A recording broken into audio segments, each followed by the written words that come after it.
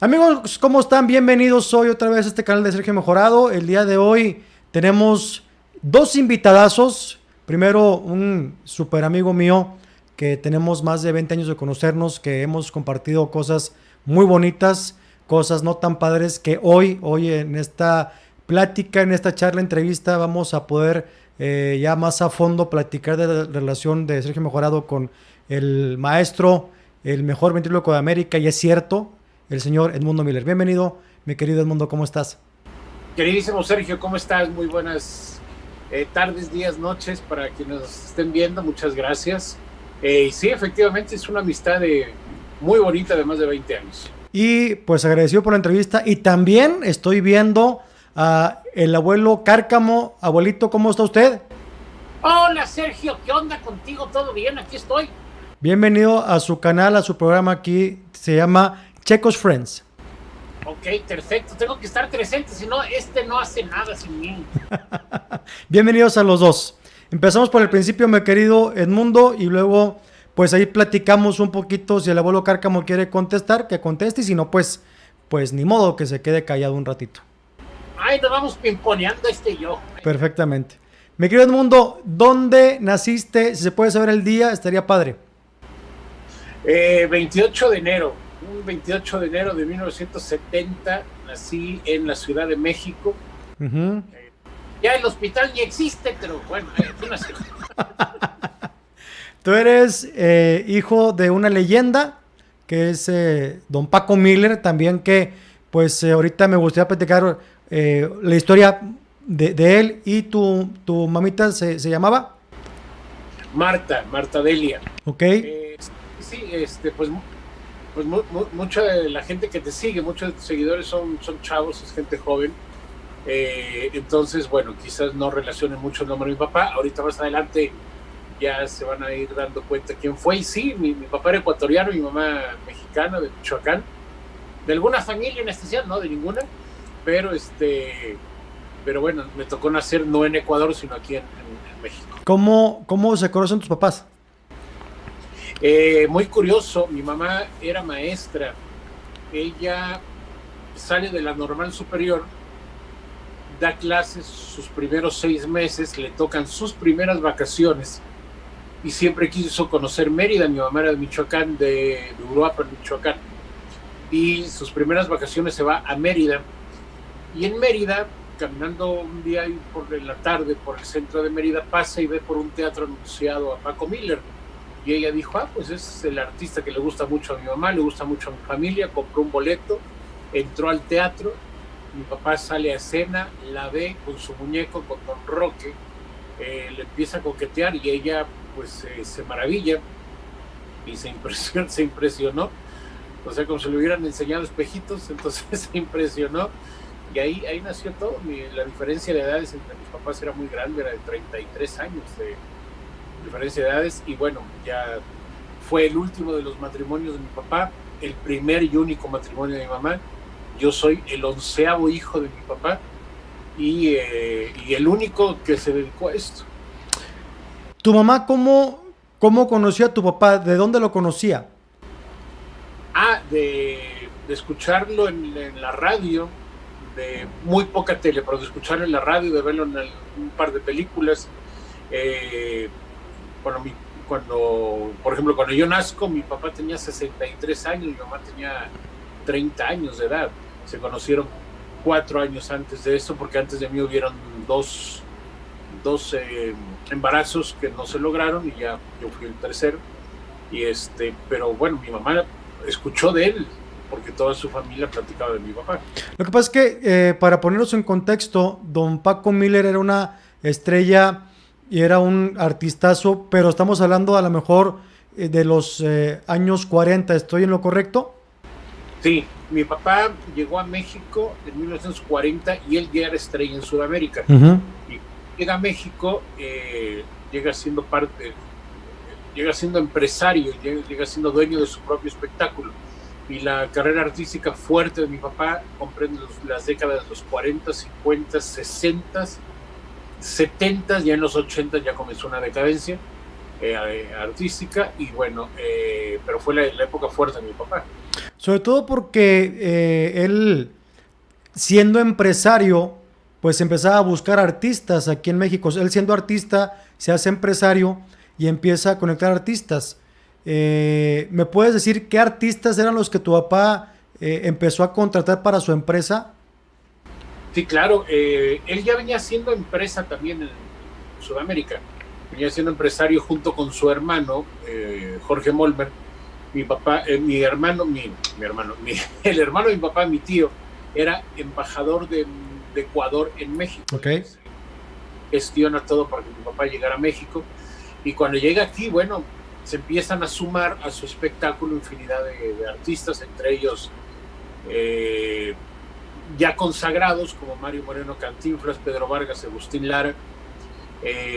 Y en la compañía artística de mi papá nacen artistas como María Victoria, Lucha Villa, los Babies, los hermanos Castro y, muy importante, Germán Valdés Tintán, que inclusive es bautizado por mi papá. Esa anécdota está bien bonita. ¿Cómo a tu papá se le ocurre ponerle a don Germán Tintán? Lo que pasa es que ya en Sudamérica había habido un Tintán. Mi papá trabajó en un espectáculo, en uno de esos espectáculos en Perú, y lo acompañaba en ese espectáculo un señor que se llamaba Juan Muñoz Leiva. Lo apodaban el niño del Tintán. El niño en Sudamérica quiere decir el chavo, el muchacho, ¿no? El joven. El de joven. Entonces él contaba monólogos en radio y en teatro. Y él tenía unos vasos de agua en una mesa. Terminando de contar cada monólogo, le pegaba los vasos con una cuchara, generando un sonido de Tintán. Era como tan, terminaba ese monólogo y comenzaba el siguiente monólogo. Entonces, por eso lo apodaban el niño del Tintán. Esta persona murió en 1938-39, antes de que mi papá llegara a México. Y cuando mi papá conoce a Germán Valdés y que le invita a unirse a él de su espectáculo, Germán Valdés le dice, sí, el nombre artístico es el Pachuco Topillo Tapas, un nombre que a mi papá se le hacía muy largo y muy difícil de recordar para la gente. Lo conoce en Ciudad Juárez, en un programa de radio que tenía Germán Valdés que se llamaba El Barco de la Ilusión, en la XCJ de Ciudad Juárez. Mi papá lo invita, se une al espectáculo, de ahí de Ciudad Juárez se van al Paso.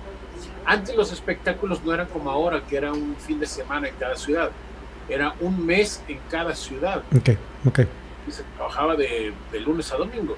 Entonces de Ciudad Juárez se van al Paso, del Paso regresan a Juárez, de Juárez a Tampico, y en Tampico debuta Germán Valdés. Porque una de las condiciones que Germán Valdés le puso fue tener un Patiño. Patiño es el cómplice del cómico, y Marcelo Chávez era el director de escena en la compañía de mi papá. Entonces él ya había acompañado a Cantinflas en otras ocasiones. Entonces lo presenta, montan un par de canciones, un sketch, y en Tampico debutan. Y mi papá decía que nunca había visto que la gente se pusiera de pie a aplaudirle a un cómico. Okay. Estamos hablando que no era comediante, era cómico, era sí. Un actor cómico. Sí. Entonces la gente se ponía de pie a aplaudirle. De Tampico se van a Guadalajara, se repite el fenómeno, la gente de pie aplaudiendo, y de ahí llegan a México. En noviembre de 1943 debuta Germán Valdés en el Teatro Iris, que ahora es el Teatro de la Ciudad, en Ciudad de México. Debuta como Tintán y su carnal Marcelo. De hecho, Tintán le decía a mi papá, por favor, miéntame la madre, pero no me digas Tintán, no le gustaba. Mi papá se puso a revisar en los libros, en sus recortes, mi papá siempre guardaba todo, dijo, Tintán, dijo, pues este muchacho ya murió, le voy a poner el nombre a Germán. Y pues bueno, fue un nombre muy corto, yo creo que fue muy acertado, fue muy corto y a la gente le gustaba. Él iba a ser estrella en algún momento. Lo que mi papá hizo fue, en el momento de conocerse, quizás acortar y hacer más ligero ese proceso. Abuelo Cárcamo, ¿usted qué opina de toda esta historia? Yo estoy contento de esto. Digo, me tocó vivirla, yo sé, sin conocer ese, pero yo la viví. Así nació esta cuestión de Germán Valdés Tintán. Ahí está. Ok, gracias, abuelo, por su aporte. Edmundo, naces en México, estudias primaria, ¿dónde estudias la primaria? En la Secretaría del Trabajo, en la Escuela de la Secretaría del Trabajo y Previsión Social. Toda mi familia materna, todos son maestros. ¿Y a ti qué te sucedió? Todos son maestros. Yo soy el frijolito de ahí del arroz. Y bueno, entonces por ello fue que logré entrar a esa escuela, que era una escuela pública, porque era de gobierno, pero privada al mismo tiempo, ¿no? Porque solamente los trabajadores de ese sector estudiaban ahí. Y de ahí estudié secundaria, y luego me voy al Politécnico, estudio en la Escuela Wilfrido Macié. Y yo iba a seguir la licenciatura en informática en el Politécnico, pero fue cuando pedí a mis papás un año de receso para dedicarme a esto, y ya me seguí, se jodió la cosa, y ya me seguí. O sea, primaria y secundaria eras buen alumno, sí, eres dedicado. Fui abanderado. Kinder, primaria y secundaria siempre fui abanderado. Por las calificaciones, me ganaba premios ahí, viajes que otorgaban por las calificaciones, y ya en el Politécnico, terminando el Politécnico, la vocacional, que es el equivalente a prepa, pues es cuando me dedico un año de lleno a esto antes de comenzar en la escuela superior, y ya no regresé porque sí me era muy difícil trabajar y estudiar al mismo tiempo.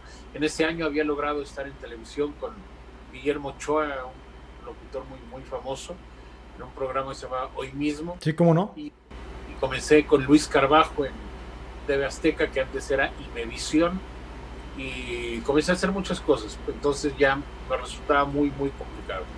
¿Y no eras en la primaria y secundaria, no eras también el artista que, oye, va a haber una declamación, yo me subo, ¿sí? ¿Qué hacías? Sí, de hecho mi debut fue un 10 de mayo, en el festival del Día de las Madres en mi escuela. Mi mamá dijo, bueno, pues aparte de que va a bailar, porque bailé con todos mis compañeros, pues el niño también sabe hacer magia, pues ¿por qué no? Y ahí me aventaron, entonces hacía magia y ventriloquía. Tenía un muñeco que se llamaba Cigarrito, mi papá me lo mandó fabricar en Monterrey con un señor que después me hizo otros personajes. Todavía lo tengo, Cigarrito, y fue mi primer personaje, y así salía yo de ese festival de escuela. Un padre de familia era empresario y me llevó a trabajar a Mecameca y luego a San Juan del Río, y mis papás me daban permiso de trabajar solamente los fines de semana. ¿Qué edad tenías ahí? A partir de ese momento, 7 años. Fue en el 77. O sea que este pasado 10 de mayo cumplí 43 años. Arriba de los escenarios. Y de otras cosas también. Acabas la prepa, empiezas a trabajar. ¿Ya eras mayor de edad en la prepa o todavía no? Ya, de hecho, desde 1986 yo trabajaba en centros nocturnos. Teniendo 16 años de edad, la cara de menso, de chamaquito caguengue, de puñetín, siempre he tenido, pero por la estatura me permitían trabajar en esos lugares, y no eran los table dance de ahora, no, eran centros nocturnos, era donde salía la famosa vedette, cantaba y después hacía striptease, se desnudaba, y un mago le aparecía, era un espectáculo completo de cada vedette. Y yo trabajaba a las 11 de la noche y a las 3 de la mañana, después de una mujer que se desnudaba, salía yo con mis muñecos. Yo no estaba todavía, ¿no? Él no estaba, eran otros personajes, pero sí, desde el 86 trabajo en centros nocturnos. O sea, eras de cierta manera telonero, pero luego cerrabas el espectáculo. Sí, es que esos lugares permanecían hasta las 5 de la mañana. Ok. Ok. Entonces, eran 2 shows, los míos. Mi primera intervención 11 de la noche, cuando todo había comenzado a las 9, y mi segunda intervención a las 3 de la mañana. De hecho, muy curioso, porque cuando yo iba a cobrar mi sueldo, me daban dinero aparte, se cobraba todos los días, se iba a la caja y me pagaban. Y yo una vez le pregunté a mi papá, ¿por qué me pagan y me dan un dinero aparte? Me dijo, cuando estás trabajando te mandan alguna bebida. Digo, sí, pero los meseros saben que no tomo y me mandan refresco. Me dijo, cabrón, estás fichando. Me daban mi porcentaje de la ficha que yo hacía. Ok, también. O sea, que se puede decir que era una comisión más bien, ¿no? Sí, se prostituía en el escenario. Y Edmundo, ¿cuándo es tu debut? Vaya, trabajaste en estos lugares que pues realmente no eran propios como para comediantes, ¿no? Sí, no. ¿Cuándo es tu debut ya en forma en un lugar de comediantes para comediantes y qué fecha era? Bueno, de ahí es cuando comienzo yo a trabajar en las peñas. Uh-huh. Antes había unos lugares que se llamaban peñas, que es un lugar donde se tocaba música folclórica latinoamericana. Sí. Y aparte había comediantes. Entonces yo comienzo a trabajar desde el 87, un año después de esto, comienzo yo en las peñas. Comienzo a trabajar en bares no eran bares propiamente de comedia, sino había comediantes incluidos en el espectáculo. Okay. Restaurantes, y ya después la comedia comenzó a tomar tal fuerza que entonces los cantantes pasaron a un segundo plano y los comediantes a un primer plano. Y entonces ya los comediantes encabezábamos las marquesinas. ¿Y más o menos en qué época era? 87. Ok. 1987 fue cuando comencé a trabajar con Walt Rubinsky. Uh-huh. Walt Rubinsky es un luchador y actor muy famoso de origen ruso, que sale precisamente en las películas de Tintán luchando con él y con Pedro Infante en otras películas. Y comienzo a trabajar con él. Yo le debo mucho a Walt Rubinsky, de lo poco o mucho que he hecho, le debo obviamente a mi papá y a él, a Walt Rubinsky. ¿Trabajabas con él en qué sentido? ¿Él te contrataba o hacían show juntos o qué hacían? No, él tenía un restaurante. Ah. Tenía restaurante argentino. De hecho, en ese restaurante llegaba Miguel de la Madrid, era presidente en ese entonces, Miguel de la Madrid. Sí. Y llegaba a cenar ahí una o dos veces a la semana y veía el show. Entonces, Walt Rubinsky cantaba tangos, hacía magia en las mesas y hacía transmisión del pensamiento. Y yo estaba dentro del espectáculo. Yo hacía mi show de magia de ventriloquía. Me comentas que tú iniciaste en el 87. Tengo entendido que ustedes, la familia vivía muy cerca de Bellas Artes. ¿Estoy en lo correcto? Sí, en el centro de la Ciudad de México, correcto. ¿Y cómo viven? Quiero entender que vivían muy cerca de donde fue el temblor del 85. ¿Estoy bien? Sí, a el temblor le agarró del centro. ¿De veras? Sí. ¿Cómo lo viviste? Bueno, vivíamos en el centro porque a mi papá siempre le gustaba vivir en el centro por dos razones. Primero, porque a unas cuadras quedaba Televisa, que en aquel entonces era Televicentro, a 3 cuadras, a 2 cuadras quedaba la XCW, la estación de radio. Sí. Y quedaba lo que ahora se llama Eje Central, que en aquel entonces era San Juan de Letrán y era la zona de teatros. Uh-huh. Entonces a mi papá le quedaba muy cerca Televisa, la estación de radio XW y los teatros, el Teatro Blanquita, toda esa zona. De hecho, mi adolescencia yo la viví en el Teatro Blanquita. Antes de Miguel de la Madrid estuvo López Portillo, el presidente. Sí. Y en ese espectáculo, en el Teatro Blanquita, aparte que estaba mi papá, estaba Sasha Montenegro. Uh-huh. Montenegro, la actriz, era la mujer de López Portillo. Y él iba en las tardes al espectáculo. Entonces, mientras Sasha Montenegro estaba en el escenario, López Portillo, se iba al camerino de mi papá a platicar. Entonces, mis tardes de adolescencia eran en el Teatro Blanquita, sentado frente al presidente de la República y frente a Alfredo Durazo, que era el jefe de la policía en aquel entonces. Vaya, qué historia tan bonita. Y a poner el contexto a los que nos siguen y no saben esta historia, es bien importante leer la historia de México de los 80s, porque pues si estás hablando de Alfredo Durazo, que era jefe de la policía, era también una persona muy influyente en la política, muy influyente en los espectáculos. Tengo entendido que él fue el padrino artístico de Luis Miguel. ¿Estoy en lo correcto? Sí. De hecho, en la serie que ha salido en Netflix, Luis Miguel Luis Miguel lo pone porque él fue quien asesoró y escribió su propia historia. Él fue el que le abrió las puertas, inclusive pues es el que lo lleva a trabajar, lo recomienda para cantar en la boda de la hija de López Portillo. Sí, cómo no. Oye, ¿y qué platicaban? O sea, a ver si te acuerdas ¿qué platicaba don Paco Miller, la estrella de aquel momento, López Portillo, que era el presidente de la República, y Durazo, que era también un personaje importante? Lo que pasa es que López Portillo de joven había visto trabajar a mi papá en los teatros. Entonces iba a saludarlo, primero expresarle pues, esos recuerdos que tenía. Y a López Portillo le gustaba mucho la magia. Sí, pues la moneda le hizo miedo. Le gustaba mucho. Don Cárcamo, estamos hablando en serio, hombre. Las cosas como son. O sea, la moneda la desapareció más bien, ¿no? O la hizo. Entonces, a él le gustaba mucho la magia y siempre traía en los bolsillos efectos de magia. Entonces, mi papá le enseñaba algunas cosas de magia, platicaban de aquella época del teatro, de los espectáculos, anécdotas en común, y Durazo pues también era parte de esa época. Ya años posteriores a eso, yo tuve una vez la oportunidad de trabajar en un cumpleaños de Luis Echeverría. Entonces, imagínate, Sergio, en la sala de la casa de Luis Echeverría, sentados viendo el show, Luis Echeverría, López Portillo y Miguel de la Madrid. Qué bruto. Y vaya, ¿qué les platicabas?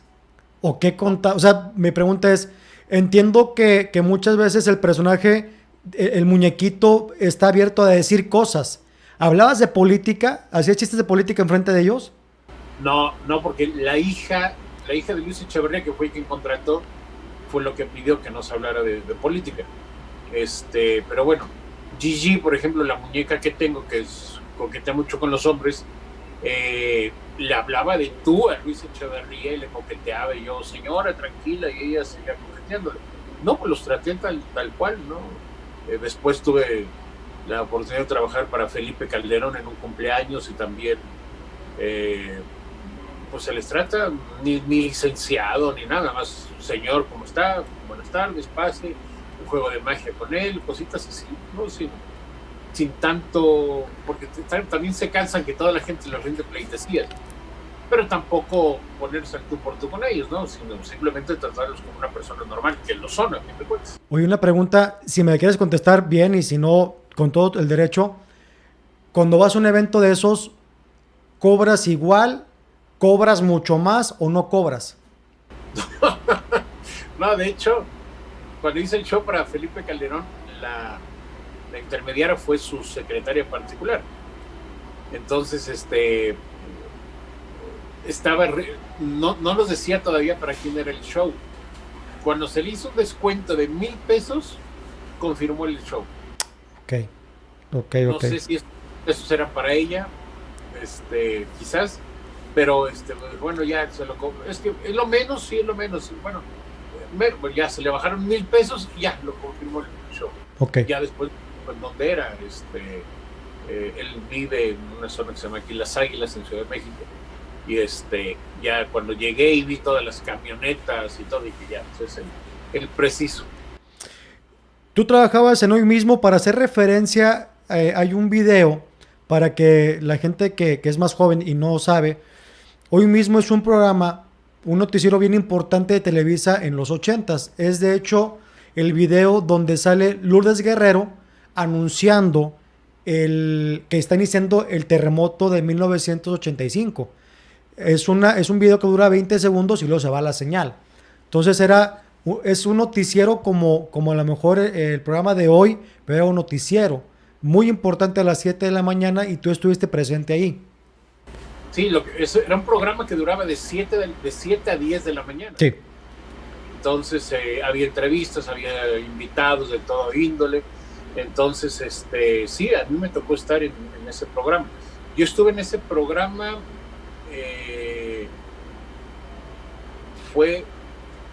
estuve poco antes del terremoto, porque después Televisa Chapultepec se destruyó parte de Televisa Chapultepec. Entonces yo estuve en ese programa poco antes del terremoto. Ok. ¿Poco antes es pocos días antes?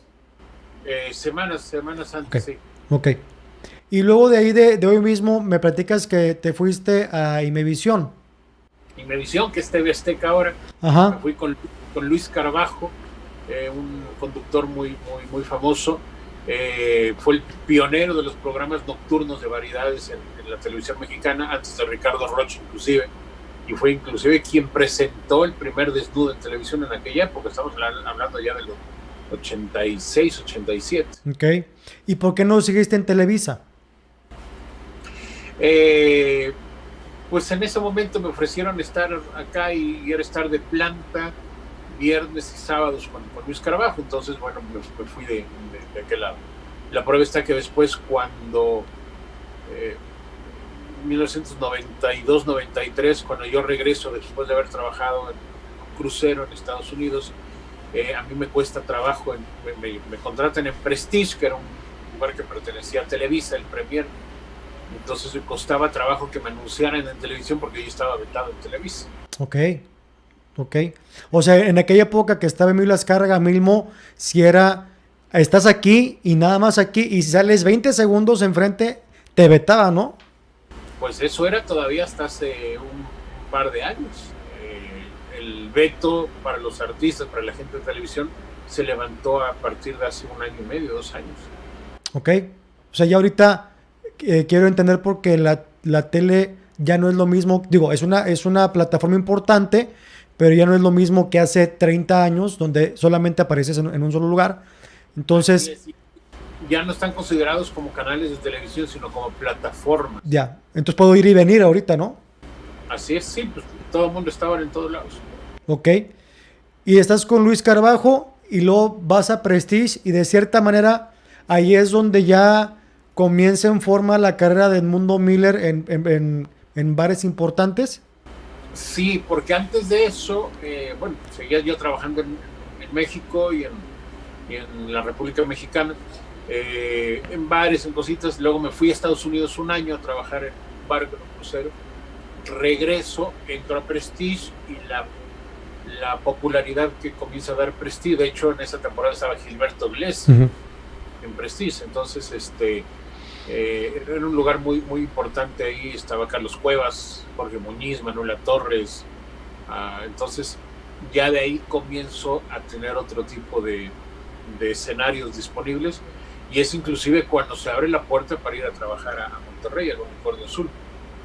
Sobre todo porque quiero entender que ventrílocos importantes, de calidad, me parece que hay pocos, ¿no? Creo que tú has sido, siempre me ha dejado una línea de muy fina, de ser casi familiar. Entonces, me parece que eso te abrió mucho la puerta para eventos, televisión y cosas importantes, ¿no? Sí. Últimamente ya es cuando ya nos hemos ya dirigido hacia otra zona, pero sí, a pocos ventrílocos. Bueno, cuando fallece mi papá, y primero falleció Carlos Monroy, que era Carlos Netetitino, después mi papá. Entonces permanecimos Johnny Welch, el Mago Frank, Oscar Burgos, que en aquel entonces todavía trabajaba con Cucufato y Burundango, y yo, y Carlos Sarabia, éramos los ventrílocos que había en todo el país. ¿Y por qué crees tú que de cierta manera, es una opinión personal y corrígeme, siento que ya el ventríloco no es, ¿cómo decirte? Es que no encuentro la palabra, pero ¿crees que el ventríloco es como obsoleto para la gente de ahora? No, al contrario, es un género que a la gente le gusta mucho, y los que nos dedicamos a esto nos damos cuenta, a la gente le gusta. Simplemente con el paso del tiempo hubimos menos personas que lo practicamos, pero la ventriloquía es un género que gusta. En Las Vegas está Terry Fator, está Jeff Dunham protagonizando shows en Las Vegas, estelarizando shows en Argentina, en España. Hay ventrílocos al por mayor. En México es donde se practicó cada vez menos la ventriloquía, pero es un género para la gente. ¿Y por qué crees que aquí en México ya no es tan atractivo el ser ventríloco? No lo sé, porque los que hacen ventriloquía pues les va bien. La prueba está que Oscar Burgos tenía su programa con los muñecos, y dejó de tener Burundango y Loca TV, y después tuvo el show nocturno también con los personajes. O sea, sí le gusta a la gente. Armando Show, incursiona en la ventriloquía con un perro, con Canijo. En Sonora hay un ventríloco que se llama Enrique, sus muñecos. Entonces sí es un género que le gusta. Se comenzó a hacer quizás más fácil, porque muchos géneros de la comedia comenzaron a desaparecer. Por ejemplo, los fonomímicos desaparecieron. ¿Qué es lo que se hace ahora en TikTok? Que es fonomímica, ¿no? Los excéntricos musicales desaparecieron, los ventrílocos. Entonces se quedó a comenzar nada más los comediantes, los cuentachistes como tales, que después derivan de stand-up. Pocos géneros se quedaron. ¿Qué opinión te merece el stand-up? El stand-up es un género que todos, sea el estilo que tengamos, en algún momento lo hemos manejado. Y es un estilo es un género que se ha trabajado desde hace muchos años. Había un comediante uruguayo que se llamaba Verdaguer. Yo creo que es de los primeros estandoperos que hay en América Latina. Lucho Navarro, muchos manejaron el stand-up. Ahora ha tomado una fuerza porque viene respaldado de una corriente norteamericana, pero es un género que siempre se ha manejado y en alguna parte del show todos hemos hecho stand-up. Vaya, te pregunto porque de entrada tienes años en esto, eres experto en comedia, yo creo que has visto a la mayoría de los comediantes, ya has alternado con la mayoría de los comediantes importantes de nuestro país. Y ahí yo he escuchado compañeros que dicen, yo traje el stand-up a México, a la Ciudad de México, y luego se desparramó en todo el país. Entonces, para que le platiques a nuestro público, ¿o por qué crees que hay gente que se agencia el decir, yo traje el stand-up a México? Sí, pues ya ves que hubo, inclusive en televisión, hubo un debate donde René Franco, Adal Ramones y Héctor Gomis se adjudicaban, ¿no? El haber traído el stand-up a México, el haber hecho stand-up en México primero, pero no, digamos que hay dos épocas, ¿no? El stand-up antes de y después de. Entonces quizás ahí es cuando ellos se querían adjudicar el haberlo puesto de moda, ¿no? No es que lo hayan traído, sino comenzaron a ponerlo de moda nuevamente, ¿no? Pero es un género de la comedia, es una herramienta de la comedia que ahora pues todos aplicamos más que como lo hacíamos antes.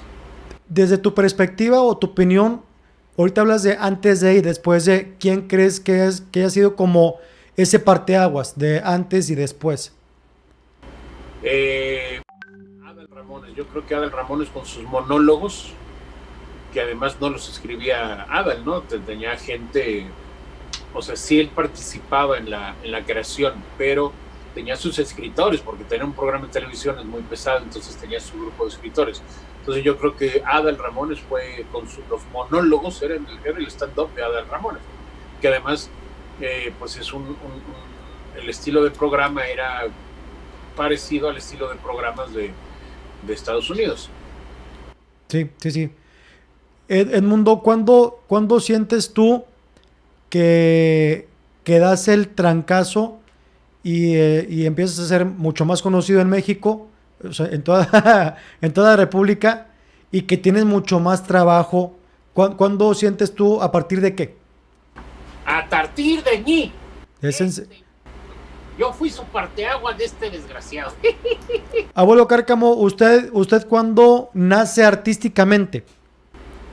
Yo ¿qué fue? 2020, 2007, como 2007 aproximadamente. Ok. El programa Nuestra Casa de Jorge Muñiz, conducía Jorge Muñiz, Talina Fernández, Carmen Muñoz, que es quien conduce ahora Enamorándonos, Claudia Lizaldi. ¿Qué pasaba? Yo tenía otros personajes que inclusive tú los conociste, sí. Don Carmelo, sí. El Lencho, pero eran los personajes clásicos, los personajes rígidos con las aberturas aquí a un lado. Entonces Jaime Rubiel, comediante, siempre me decía, tu trabajo no es malo, tu trabajo es bueno, pero no va a pasar nada hasta que no cambies a tus muñecos. Ok. Me decía, porque tus muñecos son muy antiguos, es la imagen antigua del ventríloco. Entonces, yo trabajaba mucho para empresas, trabajaba para laboratorios y siempre tenía un personaje, un viejito para los laboratorios. Me invitan a nuestra casa en una ocasión y yo 2 semanas antes había estado en muchos programas de televisión y había sacado todos mis personajes. Cuando me invitan a nuestra casa dije, pues voy a llevar al viejito. Él se llamaba Rogelio, Gelo, y era médico. Entonces era el médico gelón. Ok. Pero en tele no se puede decir eso, ¿estás de acuerdo? No, claro que no. Entonces, ni menos en aquel, ahora sí. Pero sí. En aquel entonces voy a nuestra casa, lo llevo, y terminando Paloma Luna, que era la coordinadora de invitados, me dijo, oye, ¿puedes venir el lunes a una junta? Porque Chava Ortiz, el productor, Salvador Ortiz, quiere que te quedes de planta en el programa, le gustó mucho el personaje. Yo fui a la junta, le mostré todos mis personajes, inclusive el de mi papá, y me dijo, no, queremos al viejito. Entonces, Chava Ortiz, el productor, fue quien me ayudó a definirle la personalidad. Inclusive él fue el que lo bautizó como abuelo Cárcamo de viejito, de Carcamán, porque también Cárcamo es un mástil, así como el Carajo, sí. El otro mástil del barco se llama Cárcamo. Ok. Entonces, pero él le puso Cárcamo de Carcamán, de viejito. Y él era el abuelo de la casa, porque el set era una casa, era nuestra casa. La cocina, la sala, el comedor. Entonces, él era el abuelo de Claudia Elizalde y de Carmen Muñoz, que estaba ahí para protegerlos de Jorge Muñiz y de cosas así, y él era el abuelo. Entonces, ya la personalidad así norteña ya la tenía definida. Ya así, todo así, norteñón yo. Y ahí se le termina de pulir al abuelo, y ahí nace. Entonces, mi carrera artística, Sergio, sí es antes del abuelo Cárcamo y a partir del abuelo Cárcamo. Ok. O sea, sí funcionó lo que te dijo Rubiel de que cambiaras el estilo de los muñecos. Sí cambió, porque como ya son de látex. Sí. Son de látex, entonces es otra textura, no solamente al tacto, sino a la vista. Entonces permite muchas gesticulaciones, ya no hay estas hendiduras aquí, ya no es... siempre a los ventrílocos nos pinta como psicópatas, y todas las películas el ventríloco es loco y no. Entonces, pues ya con este personaje, con este tipo de muñeco es más caricaturesco. Edmundo, digo, aparte de ser ventríloco magnífico, también eres un excelente mago. Y algún día me platicaste, y quiero que lo compartas aquí con la gente, que tuviste contacto, me parece, con el mejor mago o más famoso del mundo, que es David Copperfield. Sí. ¿Cómo se da ese contacto? Sí, bueno, David Copperfield es coleccionista de magia. Así como en la filatelia, en la numismática, en temas, hay coleccionistas. En la magia también. Y Copperfield es coleccionista y tiene un museo en Las Vegas, pero el museo es privado, no es un museo público. Entonces él tiene el traje que usaba tal mago, lo tiene en una vitrina, y a un lado tiene una pantalla donde está un video de ese mago vestido con ese traje y fotos, y así con todos los artículos que tiene. Es un terreno enorme que tiene allá. De hecho le llama el Copperdome, así como el Astrodome es el Copperdome, pero es un museo privado. Entonces él se interesa. Copperfield fue ventríloco, en sus inicios él fue ventríloco, y tiene una colección muy grande de muñecos. Tiene un salón climatizado donde tienen los muñecos sentados herméticamente, con muy, muy padre. Entonces se interesa en comprar el muñeco de mi papá. Primero comenzó negociaciones por medio de un amigo en común entre mi papá y Copperfield, un señor norteamericano.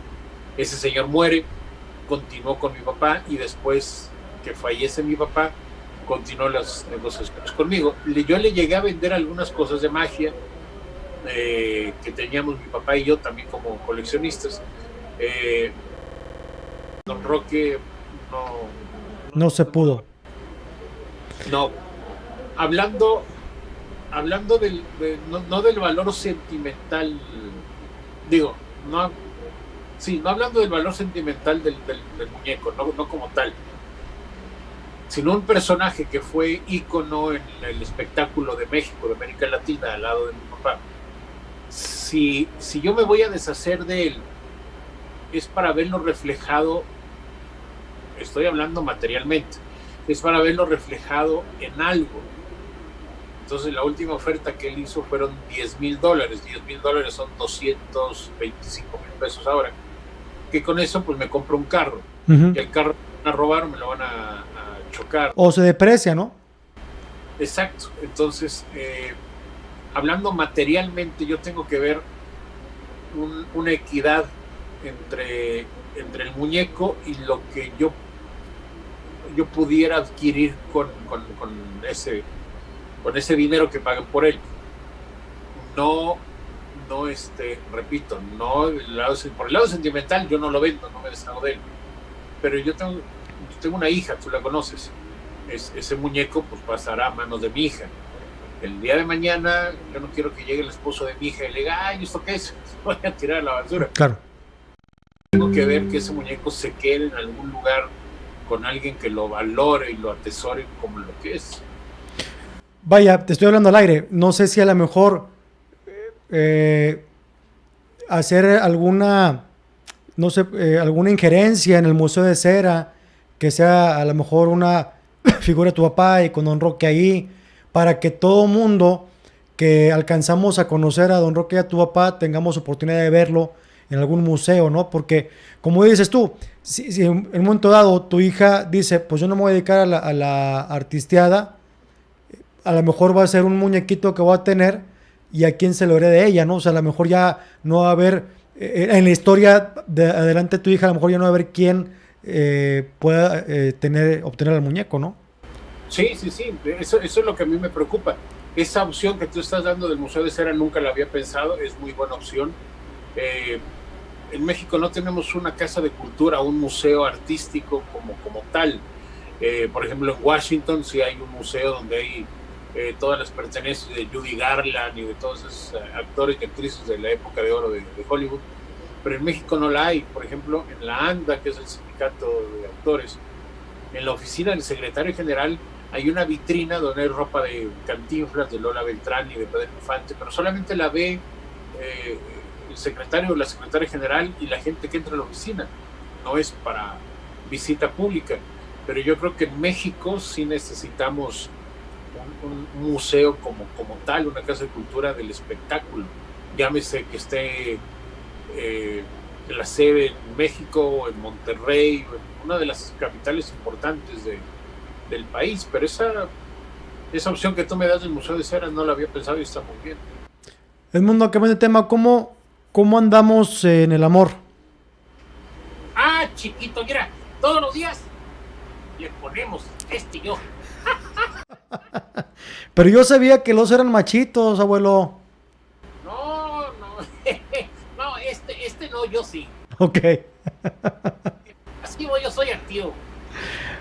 Edmundo, ¿te has enamorado? Sí, de un amigo hace muchos años. O sea, que dice que sí, pero no puede decir porque a lo mejor hay alguien ahí escuchando. Ya sé. Sí, sí, y actualmente, bueno, pues tengo una estabilidad emocional muy padre que me hacía falta, pero bueno, tú mejor que nadie me conoces y has pasado por muchas situaciones al lado mío, entonces sabes que en este momento estoy tranquilo, estoy estable. ¿Qué es lo mejor y lo peor que te ha pasado en tu vida artística? Hijo, lo mejor y lo peor. Qué buena pregunta esa.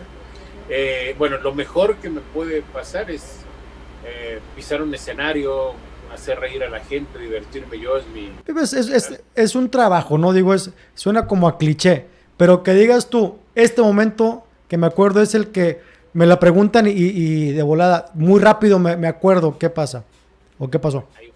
Ahí voy.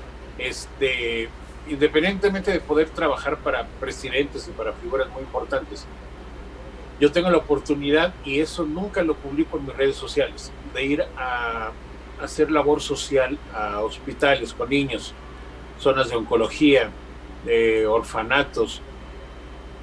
Los niños que ya están muy enfermitos, que no pueden bajar a un auditorio del hospital donde se les hace el show, entonces yo voy a sus habitaciones y entro con los personajes. ¿Qué sucede? El muñeco es una caricatura, para el niño es una caricatura, pero esa caricatura ya está fuera de la televisión. Entonces, si una caricatura que ven a través de una pantalla sienten identificación, imagínate lo que no puede llegar a pasar con una caricatura que está fuera de la pantalla y que les habla por su nombre. Entonces, yo he estado en las habitaciones con los niños, con las niñas ya muy, muy enfermitos, y delante de los papás y de los médicos, estando ahí presentes, hay niños que le han llegado a decir al abuelo y a León, a Elvis, cosas que no se atreven a decirle ni a los médicos ni a los papás. Una vez me tocó que un niño le dijo a Elvis, le dijo, por favor, dile a mis papás que ya me dejen ir, yo ya quiero descansar, pero ellos no me dejan ir. Los papás y los médicos estaban escuchando, pero no se los dijo a ellos, se lo dijo al muñeco. Esos son momentos que... Sí. Muy, muy fuertes. Sí. Muy fuertes. Sí, sí, sí. Y ahí es cuando digo, qué bendición dedicarme a esto. Qué padre, qué bonita historia esa, ¿eh? Y yo creo que sí deberías, bueno, no deberías, pero sí estaría padre, y gracias por compartirlo, porque sí son cosas que uno lo hace por amor al prójimo, por conciencia social, y son cosas que, aunque se debieran de compartir en redes sociales, pues hay gente que dice, está bueno, ¿no? Se aprovecha el dolor ajeno, y yo sé que tú no eres así. Es que muchos lo hacen, aquí repartiendo cosas Sí. con la gente, ¿no? Si lo vas a hacer, lo haces, Sí. sin publicitarlo. Hace 2 años con el temblor, hace 3 años con el temblor del 2017, yo me iba a los albergues con un grupo de amigos, y después en forma individual me iba con mi hija a los albergues y decía, reúnanme a los niños y vengo a trabajar. Entonces, unos llegaban así y otros llegaban de un día para otro. Y yo preguntaba, ¿cuántos niños hay? Pues tenemos 30, 40 niños, ok. Y al día siguiente llegaba con 40 juguetes y hacía el show y los formaba y les regalaba sus juguetes a los niños, y con permiso me tomaban fotos y les decía, no me etiqueten, guarden las fotos, nos tomamos, pero no me etiqueten ninguna de estas fotos. Y de ahí han nacido amistades muy lindas que tengo hasta la fecha de haber ido a esos albergues. Qué padre. ¿El momento más difícil en tu carrera artística? El momento más difícil, bueno, creo que ese te tocó a ti vivirlo conmigo. Cuando mi papá falleció, yo estaba en Monterrey y pasaron por mí, Checo Arredondo, que conociste. Paz descanse. Pasó por mí a las 10 en punto para irnos a un evento. A las 10 en punto comenzaba el noticiero de 24 horas con Jacobo Zabludowski. Y este hombre era muy, muy puntual, Checo Arredondo. 10 en punto pasó por mí y en la tele decía, esto es 24 horas con Jacobo Zabludowski, y yo apagué la tele. Y la primera noticia que dio Zabludowski fue la muerte de mi papá, pero yo no escuché. Cuando yo llego al show en el salón Residence, la gente que estaba ahí ya sabían que mi papá había muerto, pero yo no lo sabía. Ok. Yo di el show, pero yo sentía a la gente muy, muy rara. Y terminando el show, había un par de amigos ahí llamados Sergio Mejorado y Rodrigo Ramos, que me dieron la noticia de la muerte de mi papá. Sí. Me fui en la mañana a México. Bueno, volé en la mañana de Monterrey a México, en el velorio de mi papá. En la noche regresé a Monterrey a trabajar. Al día siguiente regresé a enterrarlo, regresé en la noche a trabajar, y así estuve, tú sabes, estuve 10 días con la misma ropa, no me cambiaba, no me bañaba, nada más me echaba agua en el aeropuerto, y así estuve trabajando hasta que me cayó. Yo estaba bloqueado, estaba en shock hasta que me cayó el 20. Tú sabes, tú recuerdas cuando me diste esa noticia, yo salí corriendo, Sí. ¿no? Eso fue hace 23 años, yo no tenía teléfono celular ahí, y me fui corriendo a una caseta telefónica para marcarle a mi mamá. Y cómo es la vida, que después, muchos años después, te casaste en ese salón donde tú me diste la noticia, Sí. ahí te casaste. Sí. Yo, la noticia, digo, creo que no tiene caso mencionar toda la historia, pero sí, donde fue mi civil, ahí te doy la noticia. Y donde fue la recepción, ahí fue donde tú trabajaste para la gente. Y qué cañón es, y te lo reconozco siempre lo he dicho que lo admiro, es decir, a mi papá lo entierro en la tarde y en la noche tengo que hacer reír a la gente. La gente del evento no quiso cancelar. No quisieron. No quisieron, era un grupo de jueces, de magistrados, y en un salón que está ahí en Monterrey frente a la Macroplaza. Y no quisieron cancelar, se les dio opciones de que yo podía ir y dijeron, no, entendemos, pero no podemos cancelar. Entonces yo tuve que regresar, después de haber enterrado a mi papá, tuve que trabajar, llegar a trabajar ese evento. Te digo, estuve 10 días con el mismo traje. ¿Cuál fue el mejor consejo? No el mejor, creo que son todos, pero ¿cuál es el consejo de don Paco Miller que más te marcó? Que puedo caminar entre el fuego sin quemarme. Eso fue uno de los consejos más importantes, precisamente hablando de, pues, en todos los ambientes, entre los doctores, entre los abogados, en todos lados se da lo mismo, se dan los vicios, las adicciones, todo. En el ambiente artístico también, quizás más fácil porque trabajamos en bares y ahí está el alcohol, trabajamos. Pero mi papá siempre me dijo, puedes caminar entre el fuego sin quemarte. Qué bonito, qué bonito. ¿Y cuál es el recuerdo que guardas con más cariño de don Paco Miller?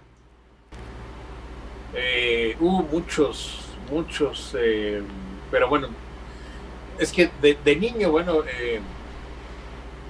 mi papá viajaba mucho, hacía todavía viajes de 6 meses, 9 meses, esperarlo, y cuando llegaba,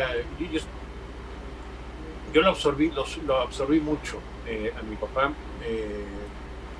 Ya después, cuando él deja de trabajar, comienza a ir conmigo a los shows. Yo siento que él se sentía reflejado en un escenario a través mío.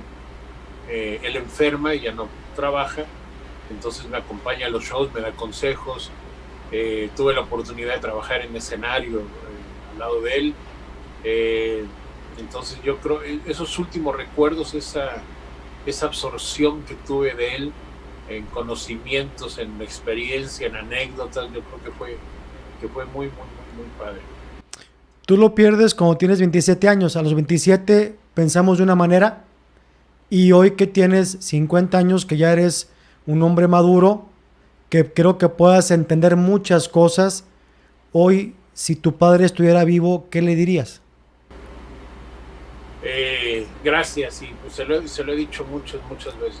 Le dije gracias, le diría gracias pues por su tiempo, por el amor, ¿no? Y por todos los conocimientos que me dio, no nada más en el ambiente artístico, en lo personal. La admiración hacia él, era mi monstruo, era mi ídolo, ¿no? Entonces, digo, lo sigue siendo, pero siempre mi agradecimiento va para él. Amigo, te agradezco mucho esta entrevista, de verdad que siempre es un placer platicar contigo, y gracias por compartirnos a los seguidores de aquí de este canal de Sergio Mejorado. Abuelo Cárcamo, ¿algún mensaje que le quiera dar a la banda? Que se rían, que ahorita ante estos momentos, estas circunstancias de estar encerraditos, no, que piensen que cada 24 horas, no digan, ay, otro día, no, cada 24 horas es un día menos. Perfecto, abuelo Cárcamo. Muchas gracias por la entrevista. Mi querido Edmundo, ¿dónde? Es tiempo de quedarnos en casa. Perfecto. Para que de mañana que volvamos a vernos, volvamos a reunirnos, podernos abrazarnos de manera infinita. Abuelo, qué bonito es usted y qué bonito habla. Gracias, cuando quieras. Amigo, ¿dónde te seguimos? Edmundo Miller Oficial, cualquiera de las redes sociales. cualquiera, están tal cual, Edmundo Miller Oficial, ahí está. Y próximamente quiero comprometer a Edmundo porque tiene muchas cosas que enseñarnos, nomás que de repente por tiempo o por huevón no nos ha compartido cosas, pero quiero comprometerte para que pronto tengamos la oportunidad de verte en tu canal de YouTube. Sí, por supuesto que sí. Y además tú estás siendo una pieza importante en asesoramiento de redes sociales. Sabes que te quiero mucho desde Igual. hace muchos años. Igual. Viste a mi papá, de hecho estuviste en su homenaje ahí en Monterrey. Sí. Te corrió del departamento Sí. de la noche. Pero así rápido, porque esta anécdota está muy padre. Edmundo y yo somos amigos desde pues casi que yo empecé en Unicornio a trabajar. Yo empecé en Unicornio. Yo fui bajista de Edmundo Miller. Yo lo acompañé en su show durante un año. De hecho, él fue uno de los responsables. Échenle la culpa a él de que me animó a ser comediante. Él fue. Entonces, al que agarra putazos no es a mí, es a él. Y como desde desde el principio hubo mucha química y nos quedamos platicando. Y era platicar porque ni tomamos, yo fumaba, él casi no. Y era platicar y platicar anécdotas. Un día nos toca que viene don Paco Miller a Monterrey y estamos platicando muy bajito. Y él se durmió, no sé, a las 2 de la mañana, eran las 4:30, casi 5 de la mañana. Y platicando Edmundo y yo muy bien. De repente don Paco despierta y dice: oye, jovencito, ¿no cree que es hora de que ya se vaya? Así que sí, don Paco, con permiso y nos vemos, ¿no? Porque estoy molestando. Sutilmente te mandó a chingar su madre. Los quiero mucho, les mando un abrazo muy grande. De verdad que ojalá que te veamos pronto en YouTube. Te quiero mucho y sabes que admiro mucho ese crecimiento artístico que has tenido. Gracias, amigo. Y te aplaudo. Muchas gracias. Estoy siempre para ti, estoy siempre para tu familia. Y gracias. Acuérdate que tú eres parte de esto. Muchas cosas que tú me dijiste, me aconsejaste, las he puesto en práctica. Tú eres parte de mi carrera muy importante. Gracias, te lo agradezco y estoy siempre para ti. Gracias. Amigos, muchas gracias por seguir. Suscríbanse, denle like, compartan a este canal porque tenemos mucho contenido y entrevistas con personas tan distinguidas y dignas como mi amigo Edmundo Miller. Cuídense mucho y hasta siempre. Bye bye. Hey.